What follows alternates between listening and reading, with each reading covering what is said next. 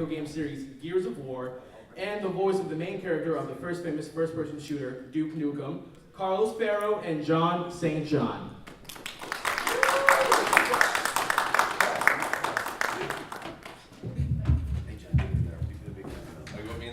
And don't be shy. Monkey in the middle. Monkey in the middle. That's right. And I brought little Duke along. Awesome. Check out his new videos on Facebook. Sup, bitches? A little early for that. Awesome. So I guess we'll start taking questions right off the bat. From you guys, maybe. Yeah, Zach, that's right. Zach from JMZandPodcast.com. John, just want to say I met you in 2013 at the press junket here. Fantastic. Did we drink together? No, unfortunately we didn't. I didn't have time. But What are you doing tonight? You're I'll say you give a great press thing. Whatever the hell this is. Whatever it is. But I read in the thing that you started in radio at the age of 14. Yeah. How the hell did you get into radio at 14? Did you know someone in the family, or did you like? You know, it was a different world in 1970. Did they pay you for that? 1975. Like, Yeah.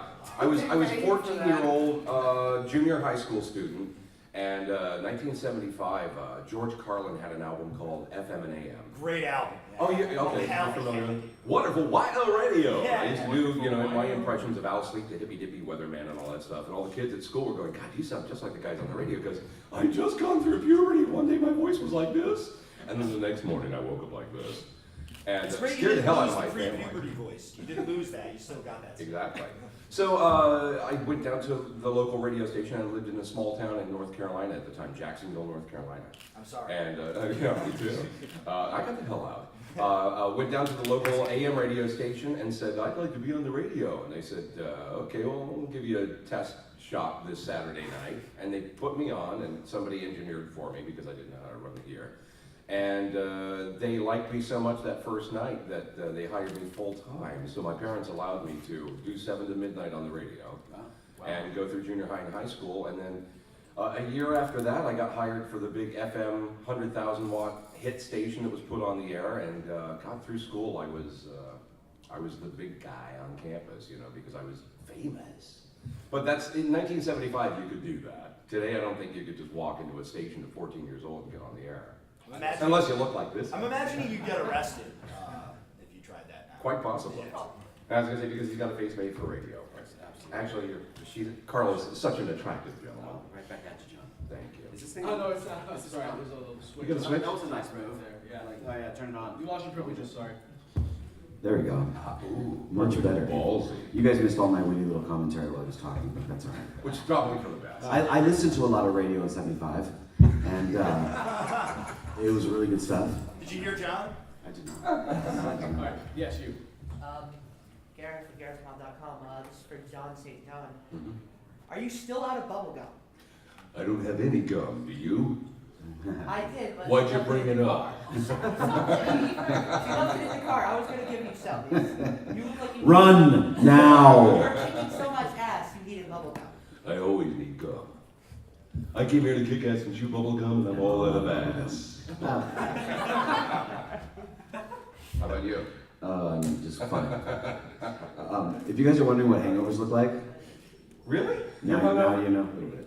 Oh. See, I'm a tequila drinker. Carlos, not so much. Welcome to press conferences where Jon St. John and I just talk about being hungover. It's something. Yes, you. Hi, John. Question about when you were first approached to do Duke and the character development. How did they present who the character was going to be to you, and if you could just tell us a little bit about how Duke was born? Oh, well, there was the side-scroller games originally, Duke 1 and Duke 2, way back in the day, and I was not even familiar with those. I didn't know much about video games at all, but I was a radio production director in San Diego, and one of the top casting directors lived in town, Lonnie Manella, and she came down to the studio to record, I think it was an auto dealership spot that I was producing. Started doing a bunch of wacky voices, so I started doing wacky voices, and she said, wow, you got great range, maybe you should be voice acting for video games. And I went, what? It was 1994. There was no such thing as any voice acting. And I said, there's no voice acting in video games. She said, well, there's about to be, and there's this game called Duke Nukem. And I laughed. I think everybody, the first time you heard Duke Nukem. to make you laugh. And I said, yeah, I'll be happy to audition for it. And George Broussard from 3D Realms got on the phone with us in the studio. And he had his idea of what Duke's voice would sound like, but he wasn't describing it very well for me, and I didn't know the character or the actor he was talking about. But Lonnie goes, "Oh, just think of Clint Eastwood as Dirty Harry. Clench your teeth and say that line." I went, "Go ahead, make my day." And Bruce Hart goes, "That's good, but this guy's on steroids. And he's huge, so bring it down an octave." I went, "Go ahead, make my day." And that's kind of how the voice was born right there in like 3 minutes in the studio. And I'm just lucky that I was the guy who got my foot in the door first. Anybody could have done it, but I'm the lucky one. Timing's a big deal. Timing is everything. It's a big deal. Oh, I have a question. How did you come apart playing the role of Dom in Gears of War? It's a different story in that I've done, when there was no real voice acting in video games, the first Xbox and the PlayStation 2, there was a bit, but nothing like it is now. There wasn't really, characters weren't even being written to be developed or to have any kind of arc or any of that stuff. It was more like, you're holding a gun and we can hear you kind of going, and stuff like that. But when I booked Gears of War, the first game, it was actually called something else. And I don't think at this point it doesn't matter. It was called like Warfare or something. And it was, they were coming up with this thing called the Xbox 360. And it was gonna be really different than the Xbox. And this was gonna be, and did become their flagship franchise. But at the time, I had never seen this in anything, not in any voiceover gig. They gave me a Bible. They had already written the story, each character's bio, their interactions, their history, if they had any. And this predates, novelizations and everything of the video game stories. And so I had a picture of what the guy looked like, and it was a real shift in how things were done in terms of this kind of game, a third-person shooter.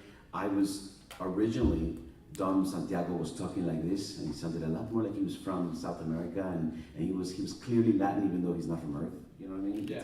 And and Beautiful story. but there is, I mean, whatever cliches you have in your mind about, that sort of casting, yeah, they wanted a Latin guy to have, some Latin guy playing him, or a Latin Italian. Then what the hell are you? I have no idea. It's kind of crazy.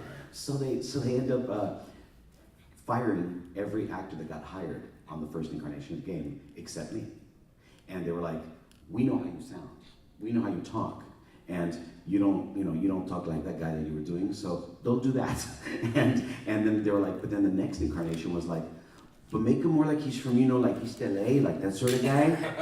And I was like, come on, guys. Get Cheech Marin in, man. Well, funny you should say that. Cheech Marin and I were working on a Klasky Chupo show, Sano Bagito, and there was it was the army of Latin actors, and I'll clump myself right in there, we all kind of become experts on what keeps us employed, and so we all have our Cheech, our Antonio Banderas, our Javier Bardem. I mean, this is a legit thing in voice acting, and I'm sure, you've got your guys, your go-tos, you mentioned Clint Eastwood, but this character of Jon Santiago was still sort of up in the air. Yes, sir?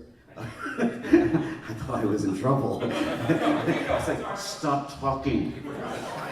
All right, story time, stop it. So the guy got closer and closer to my voice, to my personality, and I used to say that there was a lot of me in Dom, now there's a lot of Dom in me. But no, it's that I ended up becoming one and the same. The Bible became what I was bringing to it, and that feels great for an actor. So Jon Santiago went from being this could have been stereotype of a few types, and he turned into me carrying a chainsaw weapon on Sarah. So it was cool. It was really awesome. You in the back, please. You. Yeah, you. That's the back today. Yeah, that's the second row. The second row is the back row. You way back there. I'm Chris Houghton, she's Lost Control Media. John, how did you end up playing Big the Cat? Poorly. Now, again, a lot of it is luck and who you know. Lonnie Manella, again, she's one of the top casting directors in the industry, at least was back then. God, she's got credits on over 600 games. Lonnie is incredible. Timing. But anyway, she was casting for, Sega's recasting the original game, I guess, for Sonic Adventures, and said, "We really want to get you in on this." I went, "Why?" There's no voices that match me. I have a larger, low-pitched voice. I can't do little characters like that. If I do say so myself. She goes, "But this is a really stupid character." And I went, "Well, thank you, typecasting." She said, "No, we just need a silly voice." And I said, "What do you mean silly?" She said, "This cat, give me a just a stupid sounding voice, and I did the stupid. Give me a cat. Where's my fly? And she goes, "Oh, that's perfect." I went, "No, not that one." The Sega liked it, so. And fortunately for me, Sega changed the voice cast for all of the Sonic stuff, what, 6 times? Yeah. Between the cartoons and the video games and all that? Again recently too. Yeah, so they passed the torch on Big the Cat for me to Kyle Bear, who's a wonderful voice actor. But now, Big the Cat has been killed off by Sega, never to return. Yay! I know you might be fans I like of Big the Cat, but I'm a fan. yeah, really? What's the dumbest character ever? Dumb is good in games sometimes. It's not the project I'm least proud of. I mean, I'm not happy with that voice, but when you look like Evil Zone, that Danzava character, oh my god, that's the worst piece of crap I've ever been associated with. That and Blue Well, Stinger. I'm glad that you're saying this to the press. This is good. At least, Oh, no yeah, one, yeah. at least no one involved with the game will hear about it. So that's good. Not a chance. Not a chance. Let me just say to the press that Sega really fucked up by not keeping me on. All right. Yeah. I agree. That's how I feel. I'm not disagreeing. I don't pull any punches. Any more questions? Right there. Hi, Neil, WILIAM, FM, Willimantic, Connecticut. I'm sure that voice acting in terms of the video games will remain the same. However, do you guys have any insight into like the next big thing for video games? You probably do. I'm clueless. Yeah, it's VR. It's virtual reality. It's everything you've seen about the Oculus Rift, everything that about the HoloLens. Did you guys? I mean, you're the press. Did you guys see stuff from E3? Mm-hmm. Okay. Did you see the I'm Holo? not that sort of press. Did you see the Holo? Dude, props. Okay, stop it. He's like, we're not really press. What are you guys? No, really no, doing? I cover different stuff. Okay, I cover I'm different joking, stuff. man. Easy. We're not really here. Okay, but the press card is something else, man. Okay, press, pull. So at E3, did you see the HoloLens demo? It's essentially, the Microsoft has been developing this thing. Surely for Microsoft, it was going to happen inevitably. They don't hammer it. Yeah, not at all. But they threw their name into the game of VR, that Oculus Rift. That's all anybody talked about. And the HoloLens, they did a demo of Minecraft. And I don't work, Minecraft's not a voice acting gig, okay? But if those of you that are familiar with Minecraft, you can't blow away game fans, okay?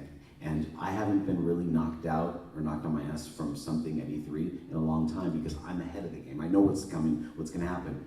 No one was prepared for the HoloLens demonstration of Minecraft. They had someone filming what it looked like in real life. So it was a guy wearing glasses going like this. Like you just looked like you couldn't see. But then we saw the perspective, his perspective. And his Minecraft universe was on the table and he was manipulating it perfectly. And then this female counterpart, she was not using the HoloLens, but she was playing Minecraft with him, and he was picking her up and putting her somewhere else.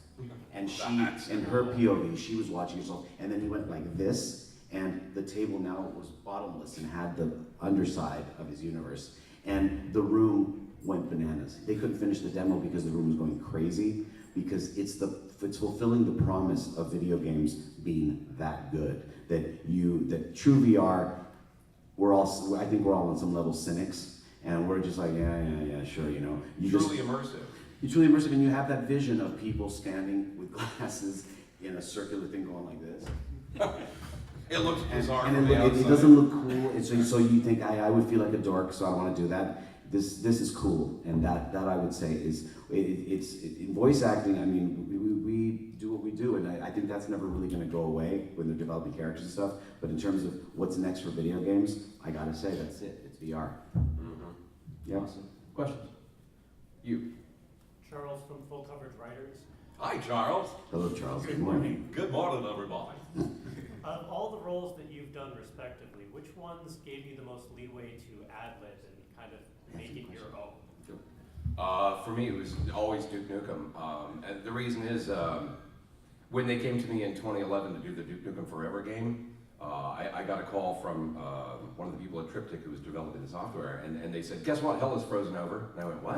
And we're gonna make this game, and we want you to do the voice of Duke. I said, okay, when, who's gonna direct it, blah, blah, blah. No, nobody's gonna direct it. You've been Duke Nukem Forever. You know what the voice is. You can self-direct. We've heard your work. Nice. Oh, wow.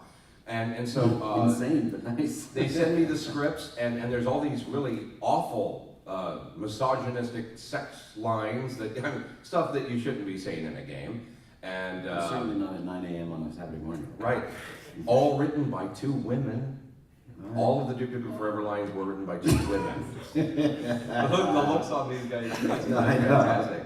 Kristen Hagelin was one of them with Cryptic Software. She writes some great stuff like, I had eggs for breakfast. Your mom had sausage. I mean, stuff like that. That's funny stuff. But they let me ad-lib. Shakespeare. They let me ad-lib, and my son actually gets a little bit of credit for one of the lines in the game because during the recording, he was sitting in the studio with me at one point, and they had me say, the Duke says something to, what are you, douchebag, something like that. And my son, who was 18 at the time, he goes, we don't say that anymore, douche nozzle, that's the dirty part. Nice. Oh, you douche nozzle. And they put it in the game. And there were a few lines that I got to just ad-lib and say what I wanted to say that made it in. There was a lot of stuff, obviously, that didn't make it in because even with a rating system on a game, you gotta, you can't be too politically incorrect. But that one gave me the most freedom. Usually, we have to pretty much stick to the script. I mean, not word for word. You always put your own spin on it. Do your read. Yeah, but you can't change the context or anything.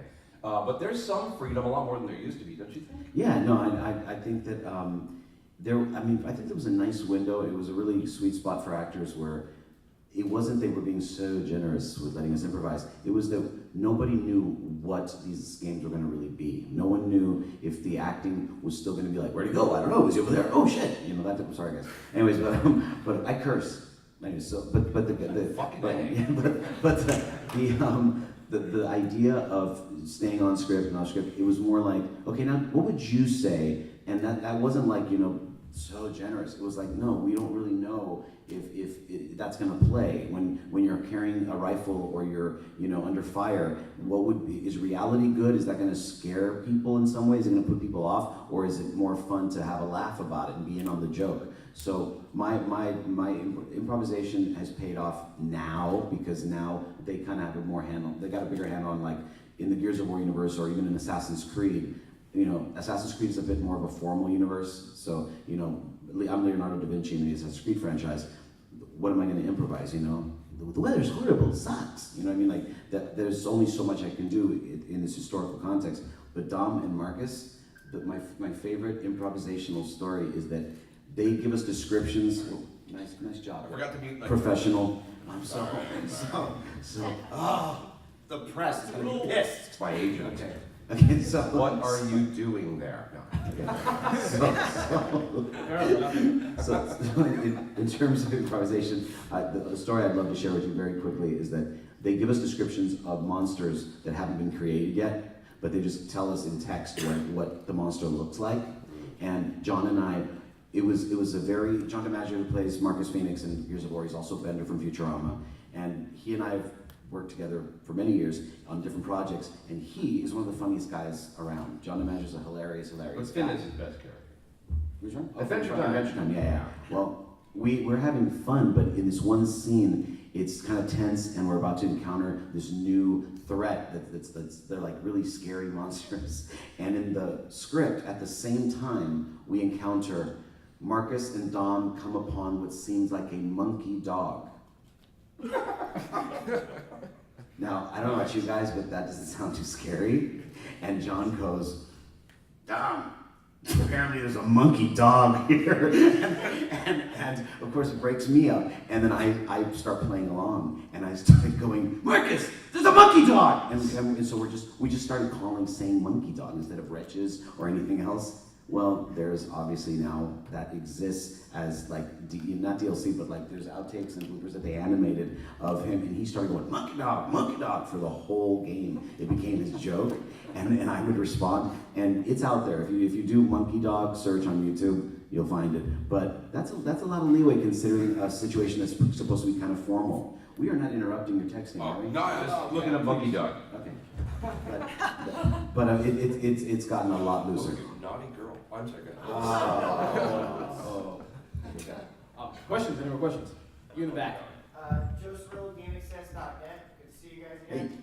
My question is, with the future of technology, you mentioned it before with the HoloLens, but there's also a future in your end of the production, which is like either 3D capture of your work, either through motion capture or Kinect scanning and that sort of thing, basically. What do you think about that? Like, you going into a booth or doing a job, basically, where you are not just recording your voice in front of a microphone. It's a good question. You are doing the whole actor, and you are being digitally scanned as you are doing that, doing basically a whole performance. Well, would you take that kind of job? Would you do that? I'd be happy to. I haven't actually done that kind of job. I mean, I've done the one where they put the little things on my mouth to animate the mouth for like a TV spot, for an animated TV spot.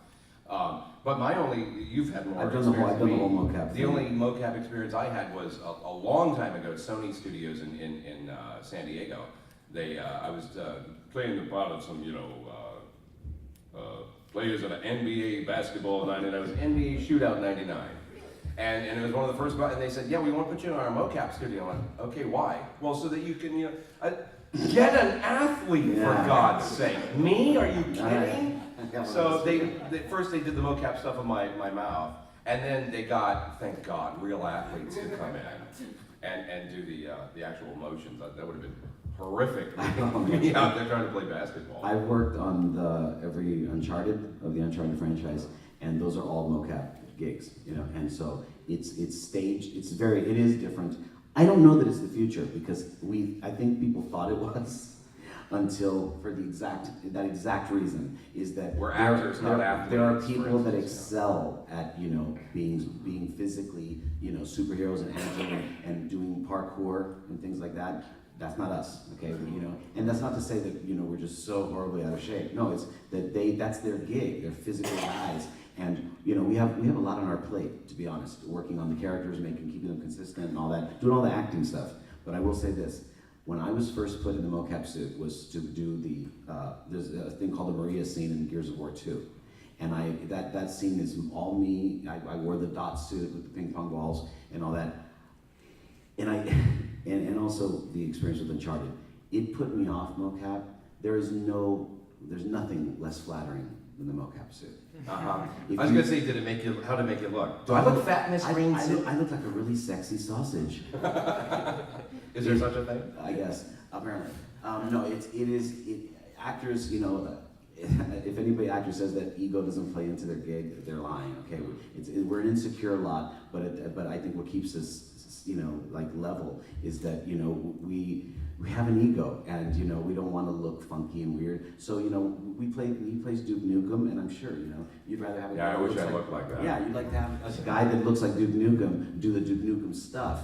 But it can be kind of I think if you're decent at what you do as an actor, if you're dressed, don't shoot me from there, man. I'm serious. I'm not kidding. I don't ask for much. That's his bad side. Just don't shoot me from in profile. So he goes to the other profile. Yes. Very different.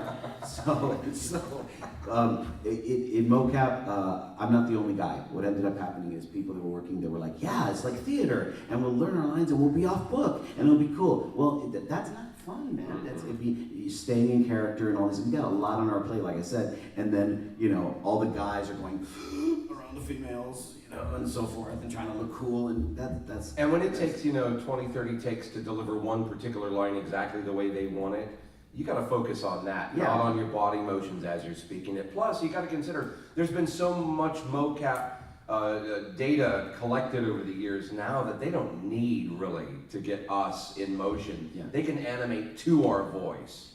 I mean, to be fair, Duke Nukem's a perfect example. Jon St. These guys are muscle-bound space marines. You know what I'm saying? And I think there's a job for somebody there, and I don't know that it's necessarily ours. Right. And I'm fine with that. I agree. Questions? You said before that Zach JMZ on podtrash.com. Cool. You said before that when you worked on Gears of War, they gave you this Bible. Mm-hmm. You said before that it wasn't really like that was the first time you ever gotten. Just curious, and be honest, were you kind of like annoyed at the extra work you had to do for the same paycheck? No. Actors. I'd like to think that actors want resources. They want any kind of support. We like researching. We like researching. I'm a grad school mentality kind of guy when it comes to acting, and I think that preparation is everything, and it's really important. No one likes the shortcut. I mean, people want the shortcut.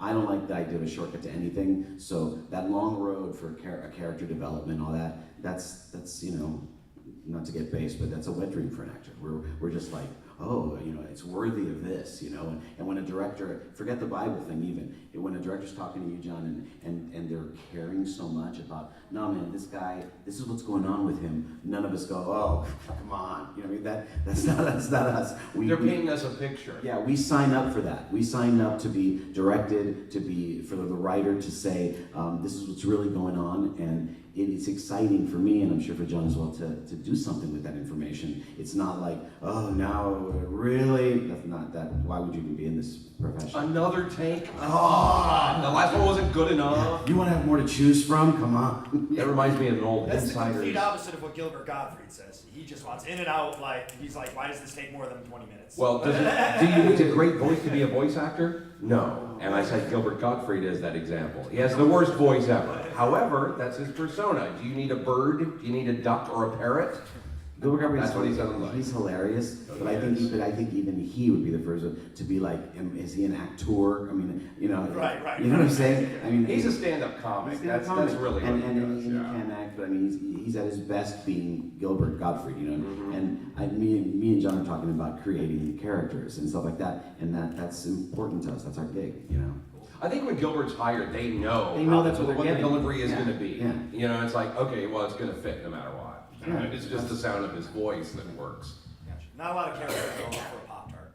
There you go. Or a duck. Exactly. Yeah, Affleck duck. I believe is what you got. Of course, he hasn't been the Affleck duck for quite some That's what I'm time. saying. Thanks to that, way to go. Let's have another tsunami for Gilbert. Question. On your production, with the computer age and electronics, do you have to go to a studio to do these things now, or can you do it from your home? Well, all of my auditions are done from home. Me too. But I have a real, honest-to-God recording studio. Other voice actors come in and use my studio. But generally speaking, I have to drive to a studio in North Hollywood or Burbank or down in San Diego for the recordings. Because I think in my case, more than some others perhaps, if it's a video game, I always have to go to their studio, and I think it's because when Duke 3D came out back in the 90s, all of the developers today were teenagers playing this game, and I really think they're just fanboying more than anything. It's like when Valve hired me to do Half-Life and stuff like that. They flew me to Seattle because they wanted to meet me, and I'm like, okay, fine. Nice. You don't need to see me in the studio to direct me. And they, oh, that's okay, we want to bring you all up. All right. Yeah, I've had that experience, but I also had the opposite, where all my same exact thing in terms of auditioning from home, but the actual gig always at a studio, you know, and with an engineer, and in some cases the entire team, which is a lot of people that come. That's fun. It's fun. They come from Vancouver or wherever they're based out of, and you know it's really cool to be part of the team like that. But I've also had people that they don't know if I've ever done a voice acting gig in my life. And so fortunately there's always some person that's aware or whatever, but it can be disconcerting to have somebody going, okay, voice acting is different than on camera, Carlos. And I'm like, Walk you through it, hold your hand. I'm like, I got it, we're good. And then I mentioned Jon Santiago, and there's somebody, it's a fun moment where I mention any character I've done or any show, and they just go, oh no, okay, fair what I said, just do it. Just, you know, like you got it. So My bad. What would be some advice that you give to someone trying to become a voice actor? that's the number one question that me and John get. Is it? Yeah. And what's your generic answer? Yeah, what's your generic answer? I would love to hear it. I always say you're not gonna like my answer. Okay, Okay. bring it on. Study, prepare, learn how to be a good actor first. Everything else falls into place. If you want to be a good voice actor, if you want to be any kind of performer, prep up. Every show, people are like, check this out. I can do the best Bender. I can do the best Stan Lee impression. I do so many accents. That's gonna pay off. Eventually, maybe it might, maybe it won't. But what will certainly pay off is having a toolbox to piss with the big boys, so to speak, to have something competitive to bring to the table, because I'm sorry, that person is not the only person that can do a Southern accent, an English accent. You know, I think we all have that in us, you know, on some level, and it could get better at mimicry. But voice acting is an acting job first.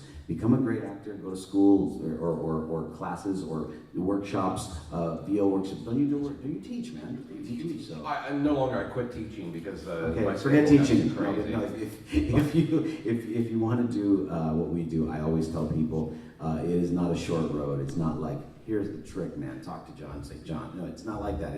It's study up, be prepared.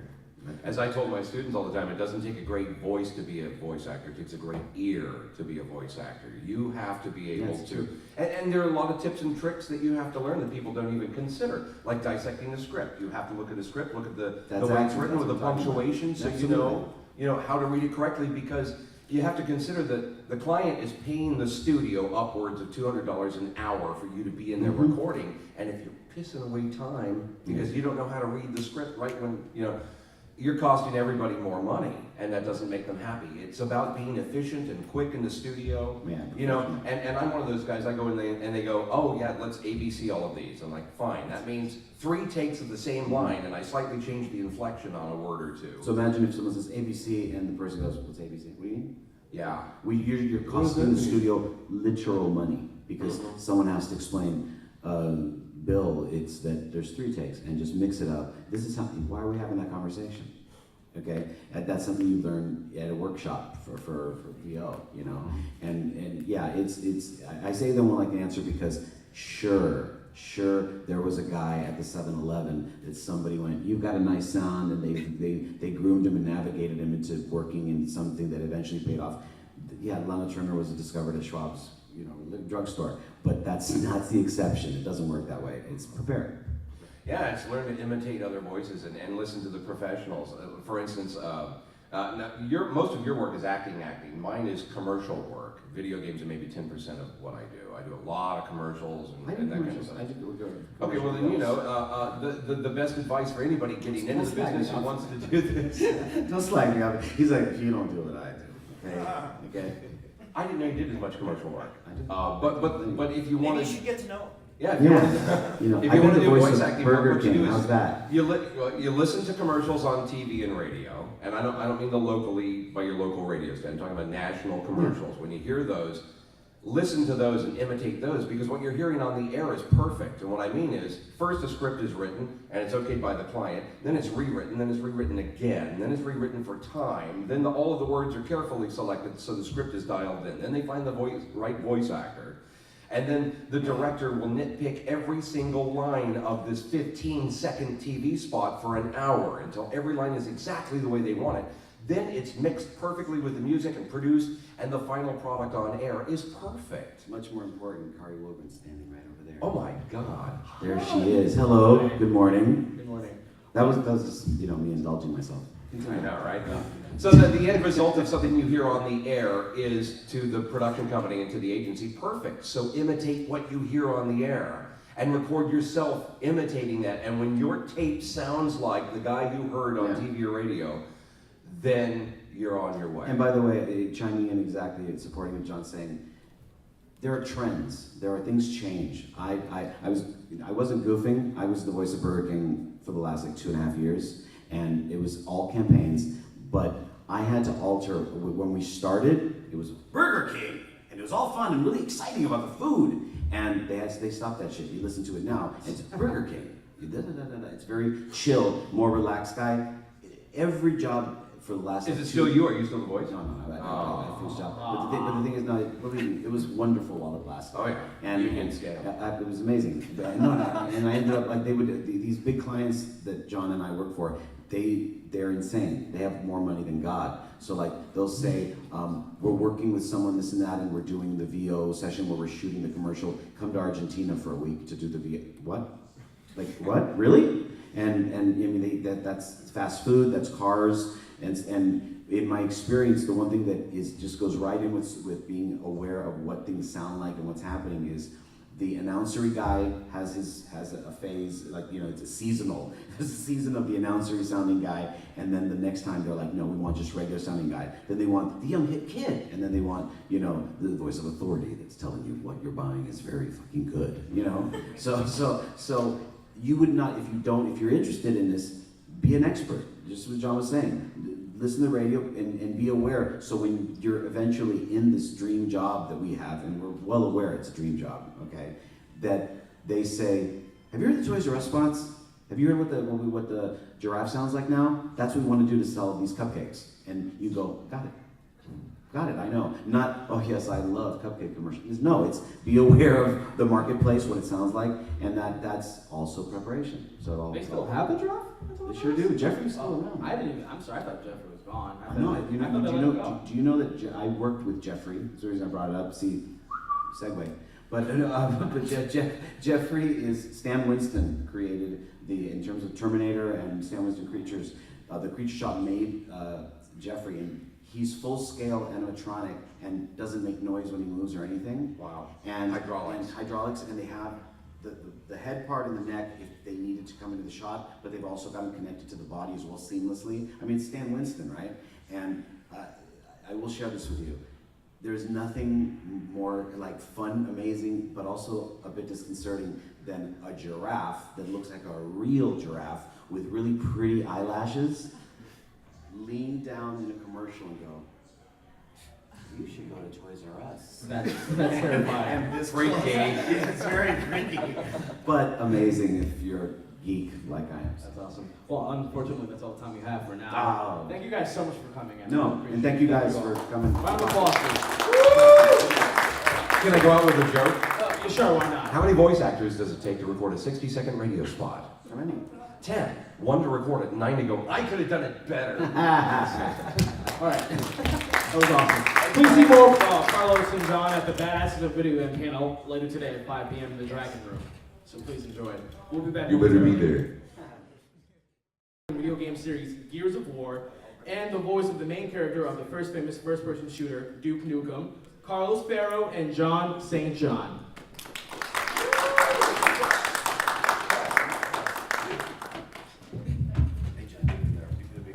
You want me in the middle? And don't be shy. Monkey in the middle. That's right. And I brought little Duke along.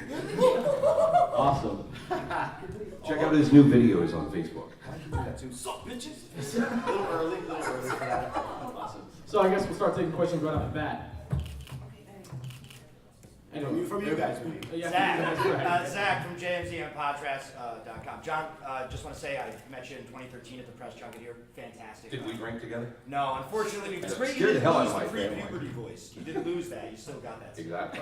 So I went down to the local radio station. I lived in a small town in North Carolina at the time, Jacksonville, North Carolina. I'm sorry. And yeah, me too. I got the hell out. Went down to the local AM radio station and said, I'd like to be on the radio. And they said, okay, well, we'll give you a test shot this Saturday night. And they put me on, and somebody engineered for me because I didn't know how to run the gear. And they liked me so much that first night that they hired me full time. So my parents allowed me to do 7 to midnight on the radio and go through junior high and high school. And then a year after that, I got hired for the big FM 100,000 watt hit station that was put on the air, and got through school. I was the big guy on campus, you know, because I was famous. But that's in 1975. You could do that. Today, I don't think you could just walk into a station at 14 years old and get on the air. Unless you look like this. I'm imagining you'd get arrested if you tried that now. Quite possibly. I was going to say, because he's got a face made for radio. Actually, Carlos is such an attractive gentleman. Right back at you, John. Thank you. Is this thing? Oh, no, it's not. Oh, sorry, there's a little switch. You got a switch? That was a nice move. Yeah. Oh yeah, turn it on. You lost your privileges, sorry. There we go. Ooh, Much better. Ballsy. You guys missed all my witty little commentary while I was talking, but that's all right. Which is probably for the best. I listened to a lot of radio in '75, and it was really good stuff. Did you hear John? I did not. All right. Yes, you. Gareth from GarethMom.com. This is for Jon St. I didn't have time. But What are you doing tonight? You're so I'll say you give a great press thing, whatever the hell this is. Whatever it is. But I read in the thing that you started in radio at the age of 14. Yeah. How the hell did you get into radio at 14? Did you know someone in the family, or did you like? You know, it was a different world in 1970. Did they pay you for that? 1975. Like, Yeah, I was 14-year-old junior high school student, and 1975. George Carlin had an album called FM and AM. Great album. Oh, yeah, okay. hell You're familiar yeah. with it? Wonderful, Wilo Radio. Yeah. I used to do, my impressions of Al Sleek, the hippy dippy weatherman and all that stuff. And all the kids at school were going, God, you sound just like the guys on the radio. Because I just gone through puberty. One day my voice was like this. And then the next morning I woke up like this. And Are you still out of bubble gum? I don't have any gum, do you? I did. But why'd she you left bring in it the up? car. She left it in the car. I was gonna give you some. You look like you Run You now! were kicking so much ass, you needed bubble gum. I always need gum. I came here to kick ass and chew bubble gum, and I'm all out of ass. how about you? Just fine. If you guys are wondering what hangovers look like, Really? now you know a little bit.